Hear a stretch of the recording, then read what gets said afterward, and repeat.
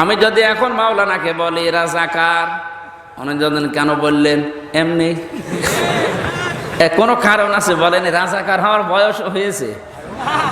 রাজাকার হতে হলে বাংলাদেশে কমপক্ষে 60 বছর বয়স হওয়া লাগবে। 40 বছর তো স্বাধীন হয়ে গেছে নাকি? 50 বছর, আরো তো অন্তত 10 বছর না হলে তো কিছু এগিয়ে দিতে পারেনি। তাহলে 60 বছর না হলেও রাজাকার হবে না। এর বয়স এখন মনে হয় 35 বছর। এ কথা বলেন এখন। কিন্তু আমি গালি দিলাম কি বলে? উনি যদি আমার প্রশ্ন করে কেন বললেন এমনি, আজও ওই জামানায় যা নবীকে এমনি পাগল বলতো, আমাদের আলেমদেরকে অনেকে এমনি। দ্বিতীয় নাম্বার কে? আল্লাহর নবীকে ওরা পাগল বলার পেছনে কারণ ছিল এই, বিশ্বনবী মুহাম্মদুর রাসূলুল্লাহ একাই তিনি দাঁড়িয়েছিলেন ওই জামানায়, পুরা জাতি যখন শিরিক আর কুফরে লিপ্ত। আজ গাজীপুরের একটা মসজিদে মনে করেন ওখানে মাজার বানিয়ে মসজিদের পাশে বেকার শিরিক চলছে। নামাজের পরে যদি ইমাম সাহেব ডাক দিয়ে বলে মুসল্লিরা এই শিরিক আমি বন্ধ করবো, মাজার পূজা হতে দেব না, চলেন আমার সাথে, মুসল্লিরাও অনেকেই পাকা মুসল্লিরাও বলবে হুজুর দিনকাল ভালো না, আপনার দরকার কি? আপনারা আমরা রেখেছি নামাজ পড়াতে, ইমামতি করতে, নামাজ পড়ার ইমামতি করেন, ওসব দরকার নেই, যে যা কাছে করুক গা, লা ইলাহা ইল্লাল্লাহ। ইমাম যদি বলেন না আমি নামাজ পড়ালাম কি দিয়ে, আলহামদুলিল্লাহি রাব্বিল আলামিন, হামদের আগে আলিফ লাম দিয়ে আমি তোমাদের জানালাম যে আল্লাহ বাদে কারো প্রশংসা হবে না, এখানে প্রশংসা হচ্ছে বাবার, এইটা আমি হতে দেব না। এখন কেউ যদি না যায়, ইমাম যদি বলে আমি একাই যাব, অনেক মুসল্লি বলবে হুজুর মনে হয় পাগল হয়ে গেছে। 1500 বছর আগে আল্লাহর নবী একাই একদিকে আর তামাম দুনিয়া একদিকে, এই জন্য ওরা বলতো মোহাম্মদ পাগল। আজও সব আলেম একদিকে, 5-6টা আলেম যদি বাংলাদেশে হকের পথে থাকে, আলেমরা পর্যন্ত বলবো বেশি বোঝে। কি কথা বলছে না কেন? এমনকি অনেক আলেম এখনো এ কথা বলেও ফেলেছে, ও চিল্লা পাল্লা বেশি করে, ও বেশি বোঝে। আমার মনে হয় 1500 বছর আগে নবীজির জামানায়ও যদি থাকতো, ও নবী কেউ বলতো ও মোহাম্মদ বেশি বোঝে। উনি কি বেশি বোঝে? ওনার তো ইমানের তাড়নায় কাজ করা লাগছে। আমারও সাপের কাহিনী, মাছের কাহিনী আমার মুখস্থ আছে, কানে হাত দিয়ে টান দিলে এখানেও কান্নাকাটি শুরু হবে আমি জানি, কিন্তু ও কান্নাকাটি করে করবো কি? আমি দেখতে পাচ্ছি জাতি যাচ্ছে জাহান্নামে, ওই রাস্তাটা আগে বন্ধ করা দরকার। আমার কথা ছিল সূরা মুদ্দাসসিরের ভেতরে আল্লাহ ডাক দিয়েছেন, হে কম্বলওয়ালা, গায়ে শুয়ে থাকলে হবে না, জড়িয়ে ওঠো, জাতি সতর্ক করো। রব্বাকা ফাকাব্বির, রবের বড়ত্বের কথাগুলো মানুষকে শোনাও।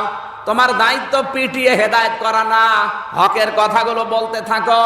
কুলিল হাক্কু মির রাব্বিকুম ফামান শাআ ফালিয়ুমিন ওয়া মান শাআ ফালিয়াকফুর ইন্না আ'তাদনা লিয-যালিমিনা নারা। সূরা কাহফের ভেতরে আল্লাহ বলেছেন, হে নবী আপনি সঠিক কথাগুলো তুলে ধরেন, হকের কথাগুলো, যার ইচ্ছা হয় সে মেনে নিক, যার ইচ্ছা হয় সে কুফরি করুক। ইন্না আ'তাদনা লিয-যালিমিনা নারা, আমি জালেমদের জন্য আগুন তৈরি করে রাখলাম। জোরে বলেন নাউজুবিল্লাহ। এজন্য আমি বসে থাকতে পারি না, আমি দাঁড়িয়ে গেছি। রবের বড়ত্বের কথাগুলো এখন আমাকে বলা লাগবে। আপনার ইচ্ছা হয় মানেন, না ইচ্ছা হয় কুফরি করেন। আমার আল্লাহ দারোগা পুলিশ করে পাঠায়নি যে আপনাকে পিটিয়ে হেদায়েত করা লাগবে। আমার দায়িত্ব সঠিকটা তুলে ধরা, আর আপনার দায়িত্ব মানা অথবা না মানা। আপনি যদি মনে করেন আমি মানি না তাই আমার অসুবিধা নেই, আল্লাহর অসুবিধা নেই। আপনি মানেন না, আপনার নিজের কপাল, আপনি আগুন লাগাচ্ছেন। রবের এই কথাগুলো বন্ধ করার জন্য রব্বাকা ফাকাব্বির, এই আয়াতের তাফসিরে মুফাসসির লিখেছেন আল্লাহর কথা, বড়ত্বের কথাগুলো প্রকাশ করা লাগবে, এটা আল্লাহর আদেশ। এই আদেশে যারা বাধা দেবে, বিপরীত কাজ হবে কি? মা রান্না করার সময় মেয়েকে ডাক দিয়ে বলেছে, মা আমি সব কিছু নিয়ে ঘরে গেলাম, এই যে আগুন জ্বলছে আঁকার ভেতরে, চুলার ভেতরে, এটা তুই লিভিয়ে দিবি। মেয়েটা দেখেছিল মা যখন এই চুলা ধরায় তখন একটা নম্প আগে ধরিয়েছে, নম্প বাতি, বাতি বোঝেন না, বাতি আগে ধরিয়ে নেয়, এরপরে ওখান থেকে আগুন নিয়ে তারপরে চুলা জ্বালায়। এটা গ্রাম অঞ্চলে করে না? আগে লম্প বা বাতি ধরিয়ে নেয়, ওখান থেকে আগুন নিয়ে চুলা ধরায়, রান্না শেষ হয়ে যায়। ওদিকে বাতি যদি জ্বলতে থাকে মা হাতের বাতাস দিয়ে মুখের ফৎকার দিয়ে লিভিয়ে দেয়। কথা বলা লাগবে, এটা ঠিক আছে তো? মা যখন চলে গেছে রান্না বাড়া করে, আগুন দাও দাও করে জ্বলছিল, আগুন লিভে গেছে কিন্তু ভেতরে আগুন নেই, সুপ্ত আগুন আছে না, কাঠের আগুন গনগন করছে। মেয়েটা মনে করছে আগুন লিভাতে হলে মা যেমন বাতি বা লম্প হাতের বাতাস দিয়ে ফো দিয়ে লিভিয়েছে, এইটাও মনে হয় এরকম নিভানো লাগে। অত পদ্ধতি জানা আছে, ও ফো দিচ্ছে, এ জ্বলবে না লিখবে? বলেন বলেন। আজ রবের কথাগুলো প্রকাশ করতে গেলে যারা বাধা দিচ্ছেন, আপনি মনে করছেন বাধা দেওয়ার সিস্টেম মনে হয় এইটাই। আপনি তো টের পাচ্ছেন না যে বাধা দিলে ও ছাতা আরো জ্বলে। আপনি যে সিস্টেম শিখেছেন ওটা তো আর চুলার আগুন না, ওটা লম্প বা বাতির আগুন। আপনি ওই সিস্টেম শিখে অন্য জায়গায় প্রয়োগ করছেন, হিতে বিপরীত হয়ে আগে যা ছিল তার চাইতে ইসলামপন্থী মানুষ 1000 গুণ বেড়ে গেছে। আপনি টের পাচ্ছেন না? তাই জরিপ চালান বাংলাদেশে, এই 15 বছরের ভেতরে ইসলামপন্থী লোক কিভাবে বেড়েছে আপনি টেরও পাবেন না। আর মনে করছেন আমি ওই যে বাতাস দিলাম হাত দিয়ে, ফো দিয়ে মনে হয় লিভে গেছে, ও তো লিভবে বাতি বা লম্প, ও তো সোলা লিভার কথা না। সোলা লিভাতে হলে পানি দেওয়া লাগবে। কথা বলেন না কেন? আপনি পানি পাবেন কোথায়? আপনি পানি দেন না, খালি ফো দিতে আসে।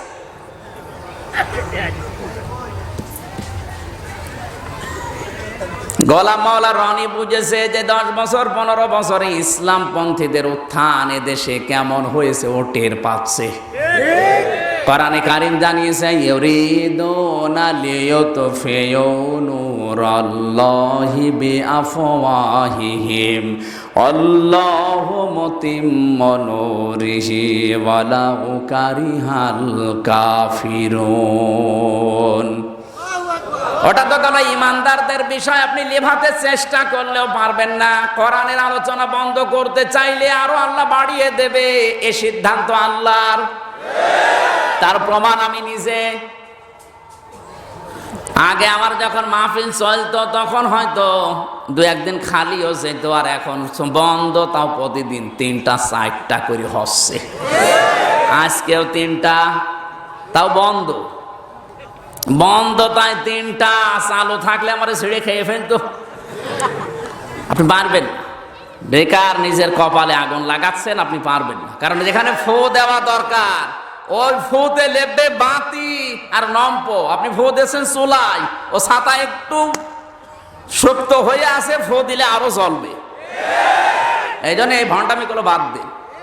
আর এরপরে আমাদের মালিক তো একজন আছে, তিনি বলছেন, ইউরিদুনা লিইউতফিউ নূরাল্লাহি বিআফওয়াহিহিম, ওরা চায় মুখের ফো দিয়ে এই দুনিয়া থেকে আমার বিধান বিদায় করে দেবে। এই দুনিয়া কি ওর বাবার নাকি? আমি আল্লাহ বলছি, আল্লাহু মুতিম্মু নূরি, আমার আলো আমি জ্বালাবই, ওরে দিয়ে জ্বালাবো। ফেরাউন চেষ্টা করেছিল দুনিয়া থেকে মুসা নবীকে আসতে দেবে না, আল্লাহ সিদ্ধান্ত নিয়েছে আসবে এবং ওর ঘরে মানুষ হবে। আপনি নিজে টের পাচ্ছেন আপনার ঘরের ভেতরে কি হচ্ছে আপনি জানেনও না। হয়তো সামনাসামনি বলে যে আসি, পেছনে গিয়ে দেখবেন আপনার ছেলে আপনার মেয়ে সব ইসলামপন্থী হয়ে গেছে। এখন যদি বলেন হুজুর এতটুকু বয়সে, হ্যাঁ আমার বয়স কম, কিন্তু আপনার চাইতে অভিজ্ঞতা আমার বেশি আছে। আমার এই 28 বছর বয়সে পৃথিবীর কয়েকটা রাষ্ট্র মিলে বাংলাদেশের কোনো থানা আমার আর বাকি নেই। প্রায় লোকের ঘরে আমার ঢোকা, মানে ঘরে ঢোকা মানে ওই ঢোকা না, ঘরে ঢুকেছে। বাস্তবতা বেশি, এই কারণে বলছি রাতের বেলা চলাফেরা আমাদের বেশি হয়। আমি সেই কক্সবাজার থেকে আসছি, আজকে কিশোরগঞ্জে ছিল দিনের বেলায়, এখানে এখন আর একটা আছে রাত 9টার পরে। আমার মনে হয় আরো যদি পারতাম তো রাত 12টার পরে হইতো। শরীর পারছে না তাই নেইনি। রাতের বেলা যারা চলে ফেরে দেখবেন ওদের কাছে তিনটা জিনিস রাতের বেলা দেখা হয় বেশি। গভীর রাত যখন হয় রাতের বেলা রাস্তায় দেখা হয় পুলিশের সাথে, বক্তার সাথে আর কুত্তার সাথে। হয় বক্তা দেখা হবে, না পুলিশ, নাকি কুত্তা। এই ধরনের বয়স আমার কম হলেও অভিজ্ঞতা আপনার যাতে বেশি আছে, তারপরেও কোরআন হাদিস তো আছে। আল্লাহ গ্যারান্টি দিচ্ছেন আমি আমার আলো জ্বালাবই, আপনাকে দিয়ে জ্বালাবে, আপনি টের পাবেন না। এই জন্য নিজের কপালে নিজে বেকার আগুন লাগিয়ে কপালটা নষ্ট করার দরকার নেই। আপনাকে আমি বাঁচার জন্য এসেছি, আসেন ফিরে আসেন।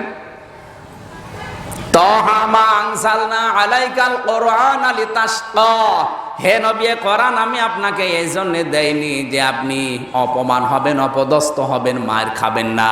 কোরআন আমি দিয়েছি আপনাকে দুনিয়ায় উপরে তোলার জন্যে।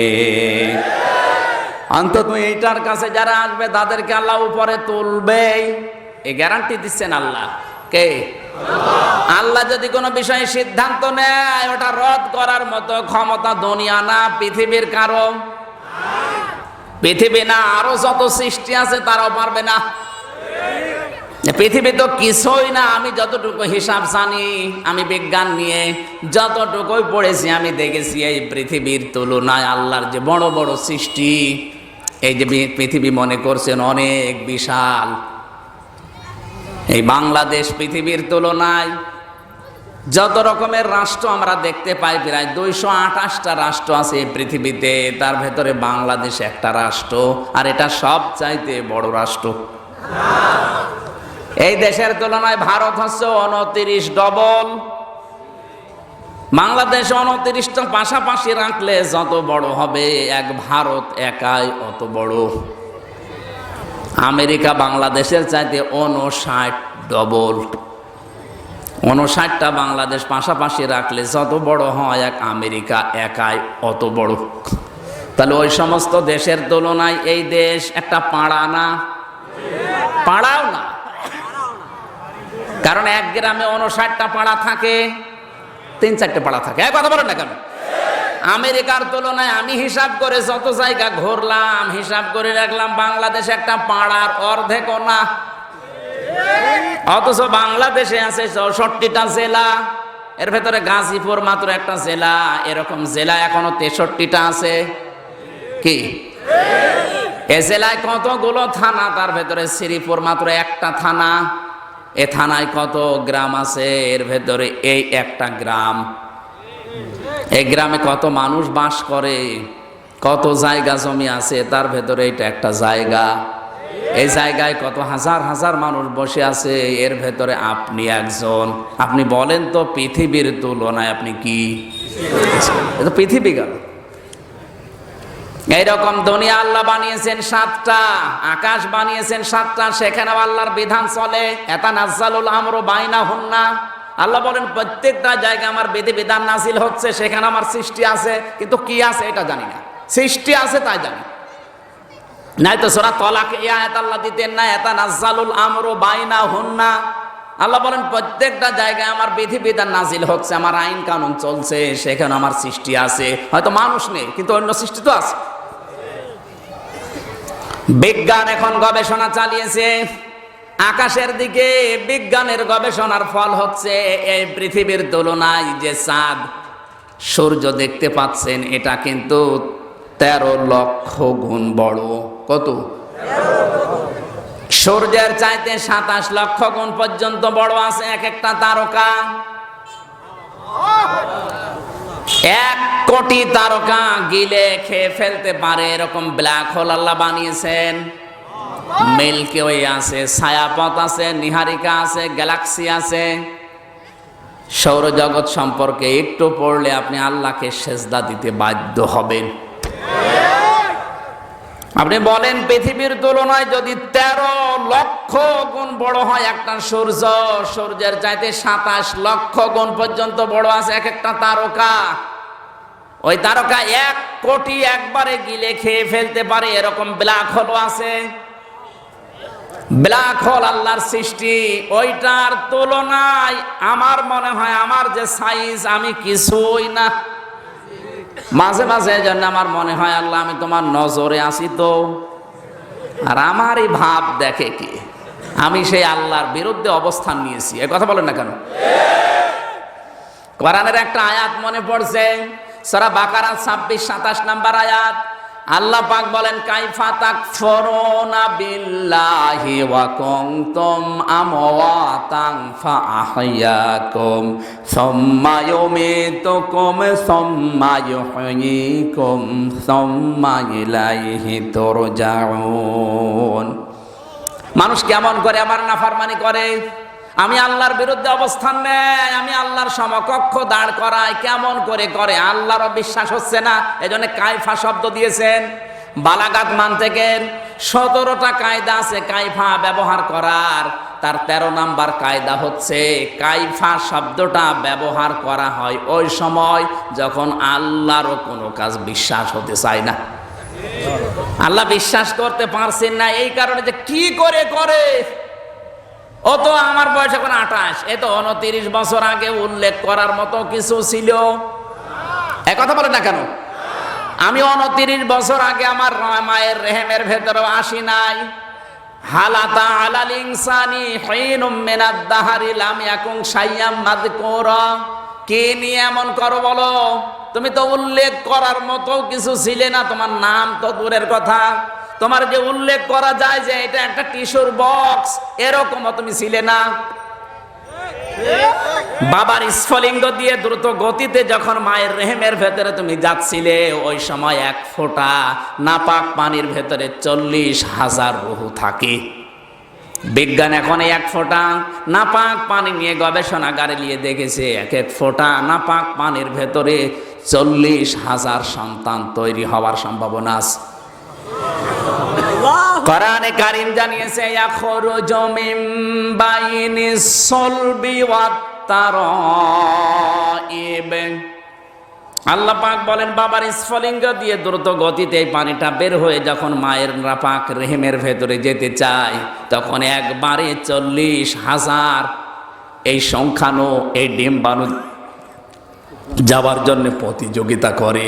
হয়তো অনেকেই হোঁচট খেয়ে পড়ে যায়। মায়ের রেহেমের যে দেওয়াল আছে, এই দেওয়ালের সাথে কেউ ধাক্কা লেগে পড়ে যায়, কেউ কারো সাথে লাগে পড়ে যায়, কেউ জায়গা মতো যেতে পারে না, সাথে যেতেই মরে যায়। ওই রেহেম পর্যন্ত হয়তো কারো 1টা 2টা 5টা 7টা 13টা পর্যন্ত পৃথিবীতে বাচ্চা হয়েছে, আর বাকিগুলো সব মারা যায়।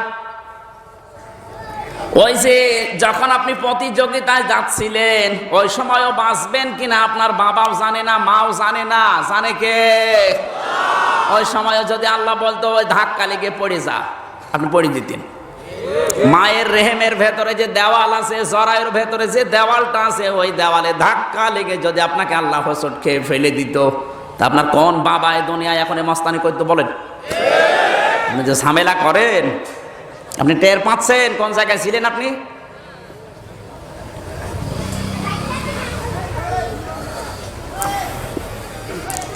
শুধু এতটুকু আল্লাহ শেষ করে। এই জন্য কাইফা শব্দটা দিয়েছেন, যে আমারও আশ্চর্য লাগে, ও কি ছিল, ও দেওয়ালে ধাক্কা খেয়ে পড়ে যাওয়ার কথা, আমি ওরে তুলে দিলাম, আর ও এখন আমার বিপক্ষে আইন পাশ করে। ও তো উল্লেখ করার মতো কিছু ছিল না, মৃত ছিল, ওকে আমি আল্লাহ জীবিত বানিয়েছি, জীবন দিয়েছি দুনিয়ায় পরীক্ষা করার জন্য।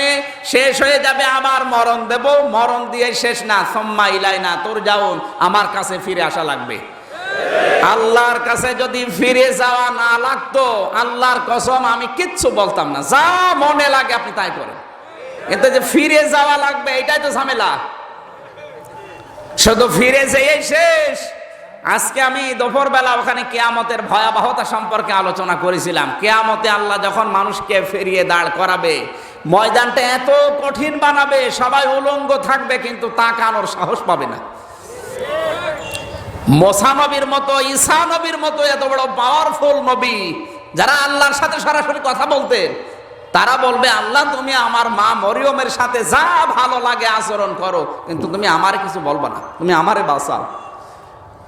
ইব্রাহিম নবীর মতো এত বড় পাওয়ারফুল নবী, শক্তিশালী নবী বলবেন আল্লাহ তুমি আমার বাবা আজরকে নিয়ে যা করবা করো, ওরে জাহান্নামে দিবা কি জান্নাতে দিবা আমার দরকার নেই, তুমি আমারে কিছু বলবা না, আমারে বাঁচাও।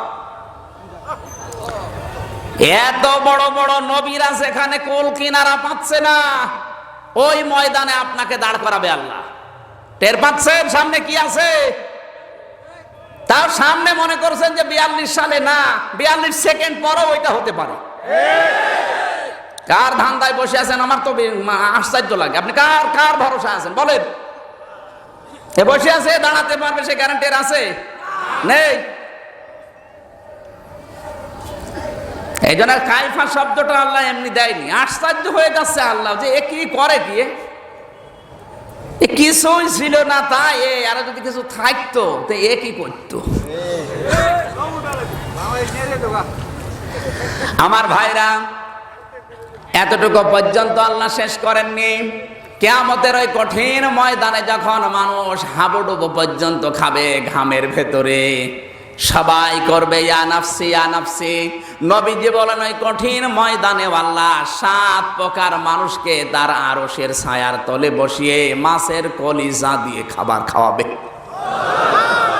জোরে বলেন আল্লাহু আকবার। এই 7 প্রকার মানুষের 1 নাম্বার হচ্ছে তারা আল ইমামুল আদেল। দুনিয়ায় যে সমস্ত শাসকগুলো ন্যায় বিচার কায়েম করতে পারে। কি বিচার? শাসক মানে শুধুমাত্র প্রধানমন্ত্রী না, আপনি আপনার নিজের জায়গায় শাসক। এখানে যতগুলো মানুষের নাম দেখলাম তার ভেতরে চেয়ারম্যান আছে না নেই? উপজেলা চেয়ারম্যান, ওনাদের যে সমস্ত অফিসে যারা স্টাফ হিসাবে কাজ করে উনি ওই জায়গার জন্য শাসক। এক কথা বলা লাগবে, অনেক চেয়ারম্যান আছে, অনেক অফিসার আছে যে অফিসে স্টাফরা কাজ করলে করতে চায়, 8 ঘন্টার জায়গায় 10 ঘন্টা ডিউটি করে তাও মনে হয় না। আর এমন অফিসার আছে যার কাছে 8 ঘন্টা মনে হয় 80 ঘন্টার মতো।